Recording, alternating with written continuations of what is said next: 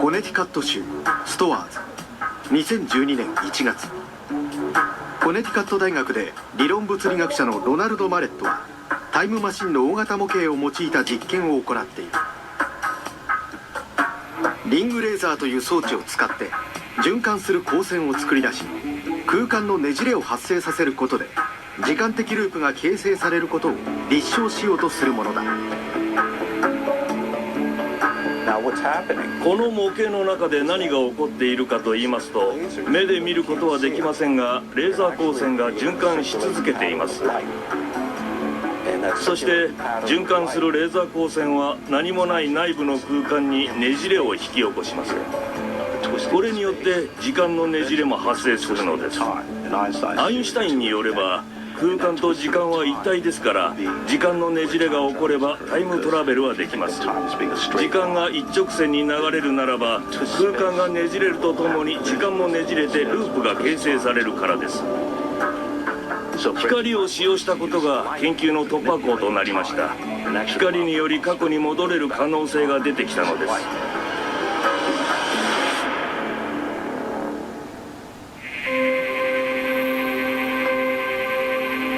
これは試作品に過ぎないが、10年もすれば実用可能なタイムマシンができるかもしれないとマレットは考え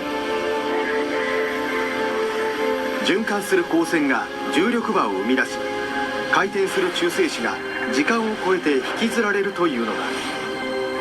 上に向かって回転する中性子を1、下へと回転するものを0と仮定し、この回転する中性子を上、上、下、上の順で送れば二進コードが転送できます。中性子の回転を利用すれば二進コードに変換してメッセージを送ることだってできるのです。この技術を突き詰めていけば、より大きな物体、例えば人や宇宙船などを送ることもできるのではないか。相対性理論はアインシュタイン・ローゼンの橋という理論を生み出しました。現在ワームホールと呼ばれるもので、この理論によって地球上の A 地点から宇宙のどこかにある B 地点へと一瞬で移動できる可能性が出てきたのです。ワームホールを使い宇宙の端から端まで瞬時に移動できる可能性があるならば、これが古代に使用された痕跡が残されてはいないだろうか。古代エジプト人がワームホールを知っていたと思われる証がデンデラのハトホル神殿にあります。神殿に入って見上げると天井に天体図が描かれており、永遠の船に乗って光となって天に昇る神の姿を見ることができます。古代人はワームホールやタイムトンネルという言葉こそ使わなかったものの、明らかに共通する概念を持っていたと思われます。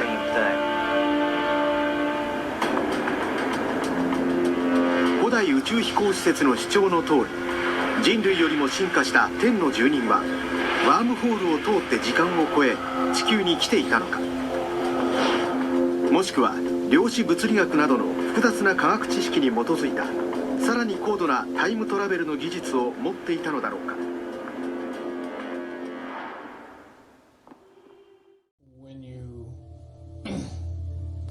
Know enough about the Stargate projects and the Looking Glass project to know that how string theory works and how the possibility of possibilities works, and how making one choice over here doesn't necessarily mean that the other choice couldn't exist at the same time. But once you get your brain wrapped around this subject, you find out that at the end of 2012, in an easy way to put it, the choices that we make become less and less consequential to the future. And eventually we're pushed into this bottleneck of time, no matter which choice we make. And that's important to the people that had access to Looking Glass, because they would use Looking Glass knowing the choices that they would make, and the future would pop up. The big mistake was coming up with the possibility of future. And when we started using a computer to say, well, if we make this choice, it's 79% possible that this scenario happens, and 23% are possible, or whatever, I'm using round numbers, that this scenario would happen. The understanding at the time was that was realistic. However, if you go down the road further and free will continues to exercise itself on this game, that 79% possibility sometimes changes very, very fast. But if you look at the situation in a point of time, it seems very realistic that that's the greatest possibility. What happened was people, very smart people, began to figure out that something big was coming up. Something that made it so all the possibilities of all the future scenarios of any choice, any possibility that was fed in and observed through the looking glass inherently ended up in the same future. And no decision, no possibility changed past a certain point. That's the big secret. Okay, so is that certain 2012 in your understanding? It well coincides with December 21st, 2012. So at that point, all possibilities lead to the same Timelines. Rubicon. All possible timelines lead to the same basic set of history in the future. And what is that history to you? Did you know that, or did you find that out? That is the big question. That is the big secret. That is what sends everybody that has all of the information, that knows everything, into a blind panic. The people that know everything about Looking Glass, that have gotten all the reports and all the information, the elites of the world, probably figured out that that was the end of the game, and nothing could be manipulated beyond that point. So do you think that's held true? In other words, well, I have about 60 questions, but do you think that's true, or holding true, that nothing can be manipulated, that they haven't found a way to manipulate, that that's still the case? I mean, this is knowledge that you would have gained back when? Back when I was in the military, it would have been before 97 when I got in trouble. And it was things that one of my particular areas that I was amazingly intuitive about is problem solving / mission planning, or more specifically, taking a bad mission and fixing it, getting everybody through and out of it. Troubleshooting an optimum future. Exactly. Certainly knowing how string theory and possible futures works makes it so you can work your mind very quickly to see the reality of what's happening and decide what decisions need to be made to change it for a particular outcome. Okay, but at a certain point you said that even the powers that be, so to speak, realized that having even abilities such as yourself, you're talking about, which they, in theory, had even using a computer or a looking glass. Right, they had to use a computer to do it. Right, so in essence, but at a certain point, it's still an end game. It's still, they cannot go beyond a certain point. At a certain point, after they're done hearing the computer tell them, this is what's going to happen, over and over and over and over again, all they become focused on is, how do we fix it?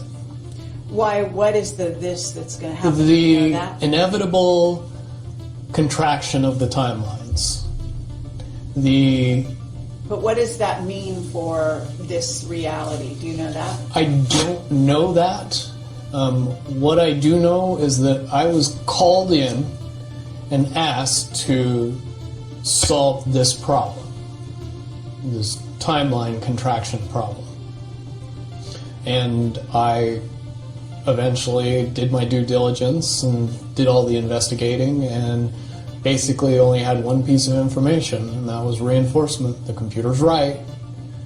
The timelines will contract down to some inevitable thing that you guys won't tell me about, so I can't help you. But it's, what you're basically, you came back with was it is inevitable. There is an inevitable event. It's been forecast, it's been predicted, it's been fed to us in a slop trough of what they want us to believe will happen. But they don't. However, know. they don't actually have control over what happens. They only have control over the reaction, and it seems that no matter what they try to do to cause their desired reaction, it's going to have an opposite effect. Interesting. Now, it's much, much easier for me to explain today what that process is as opposed to back then. But if I had to give it a name, I would say it's the awakening process. It's an evolution of consciousness that cannot, will not, and no matter what decisions or possibilities are injected into the equation, eventually it all resolves down to us all learning the truth and becoming aware of this massive dam of lies that has been built that keep us from knowing massive volume of information that we should otherwise possess. Okay. Well, that's very, very monumental to be told that from a person in your perspective, who's had your background and your exposure. Is it your understanding that the notion that Looking Glass has been, that there are various looking glasses around the globe supposedly, that according to Dan Burisch were shut down. Is it your understanding they're actually not shut down? I believe that they're shut down because they are all saying the same thing, and they're completely useless at this point. Is what you're saying. Right. It's like the Wicked Witch, looking into the, magic mirror and always getting the same answer. Well, if you were always getting the exact opposite of the answer that you wanted, you'd stop talking to the mirror. And that's essentially what happened with Looking Glass, is not only did they not want people to use it anymore because they knew it was just going to burp out the same thing, but at the same time they didn't want anybody else to know what it was saying, I'm sure. Because that they would lose control. Because that information was a monumental concern when I was in the military about how to prevent this inevitability. Now, at first I thought it was end of the world. Now I see end of the world as end of their world.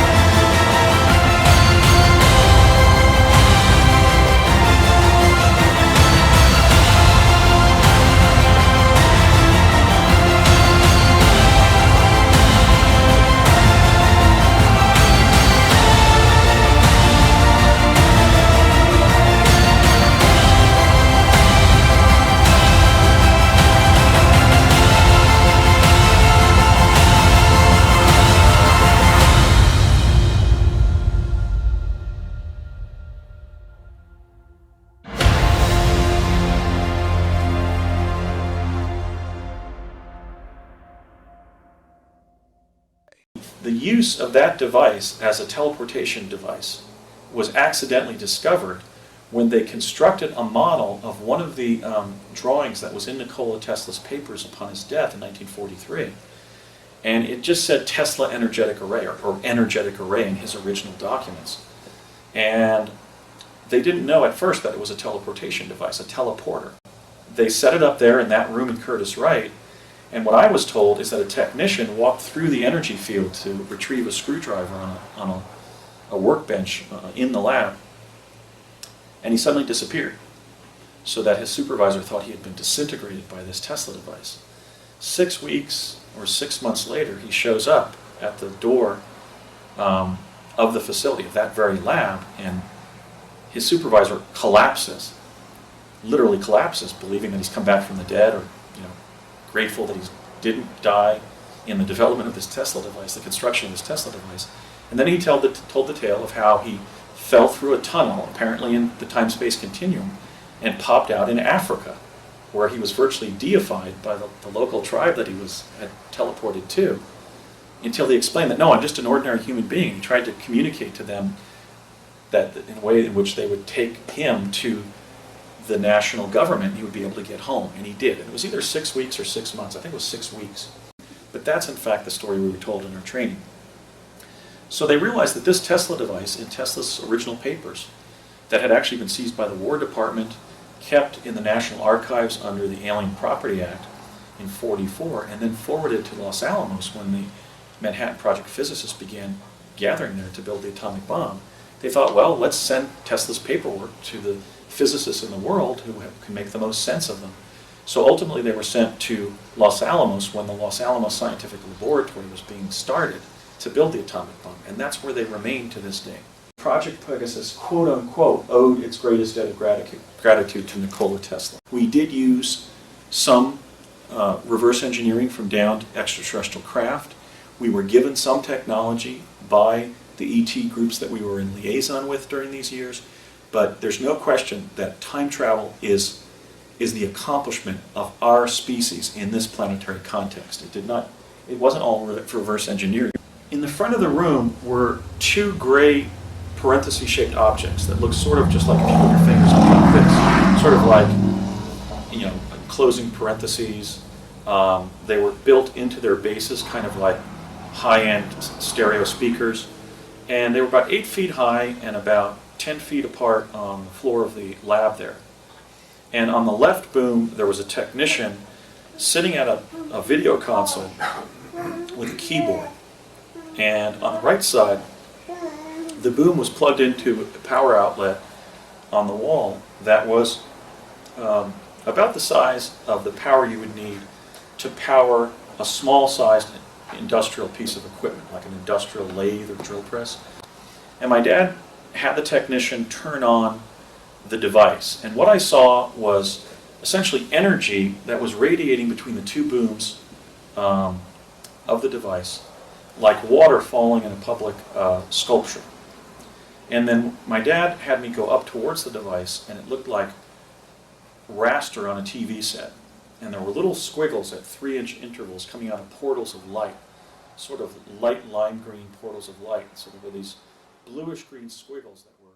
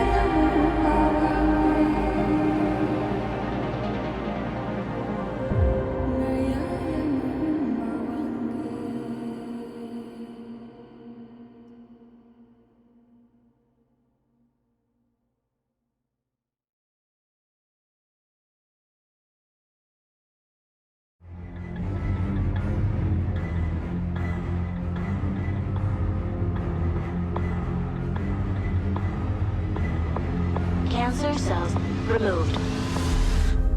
The inspiration for Elysium was really a film to try to turn the metaphor of the haves and the have-nots into an environment that the extrapolation of extreme wealth and extreme poverty was visually represented for the audience, and you could go to those two places and exist in them. Earth, 150 years in the future, has become a third world planet. There's a scarcity of resources, it's overcrowded. You get the feeling that the borders have just become completely porous. Puedo comprar mi boleto a Elysium, huh? It is our priority. Everybody's hustling in some way to just get by. The rest of us are on Earth looking up at this beautiful, pristine Taurus in the sky that we aspire to somehow get to. Elysium is a space station that hovers above Earth that is filled with all of the things that make life worth living. Everything that's been extracted from Earth, all of the medical help and the technology and the wealth and the standard of living and the longevity and everything else is all there. If they have enough money and you're somebody, you can get a pass to come to this place, have your skin branded, and become an Elysian citizen. The Earth that Secretary Delacour came from, that she remembers, was falling apart and was horrible, and it was a terrible place to be. And they've created this new habitat, Elysium, to get rid of some of the bad things that happened then.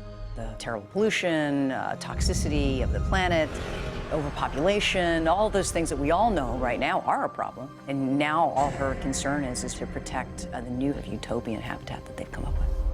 They all want to be a citizen of Elysium. 3 undocumented ships are approaching Elysium airspace. Shoot them down.